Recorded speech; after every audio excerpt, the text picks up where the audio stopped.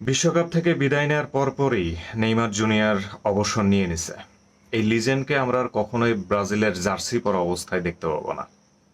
Neymar junior যেই জার্সিতেই খেলুক, আমার কাছে নেইমার ইজ নেইমার। লিওনেল মেসির পরে আমার সবচাইতে পছন্দের প্লেয়ার হচ্ছে নেইমার। কথা ওইটা না, কথা হচ্ছে যে নেইমারের এই বিদায়টাকে আসলে খুব স্বাভাবিক মনে হচ্ছে আপনার কাছে? আমার কাছে একটু অস্বাভাবিক মনে হচ্ছে। আরো ভালোভাবে বিদায় নিতে পারতেন, আরো পরে বিদায় নিতে পারতেন, এতটাও তিনি ফুরিয়ে যাননি। কিন্তু এই বিদায়টা আসলে ব্রাজিলের পরাজয়ের বিদায় না।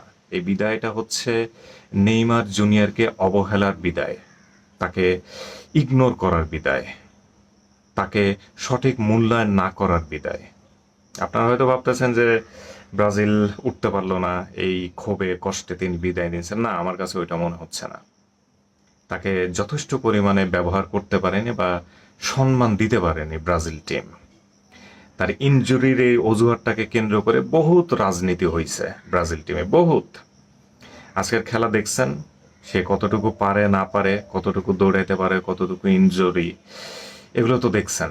ওগুলো সব ভুয়া। তাকে মাঠে নামানো যাইতো। আমরা যেরকম মেসিকে দেখতে পাই 90 মিনিট সে মাঠে হাঁটে, কোনো সমস্যা নেই। তো নেইমারও 90 মিনিট মাঠে হাঁটতে পারত, সে ভ্যালুয়েবল পাস দিতে পারত, দু একটা গোলও দিতে পারত। কিন্তু এই বিদায়টা আসলে আমার কাছে নর্মাল মনে হচ্ছে না। যাই হোক, নেইমার যেই জার্সিতেই খেলুক, he is always favourite after Lionel Messi.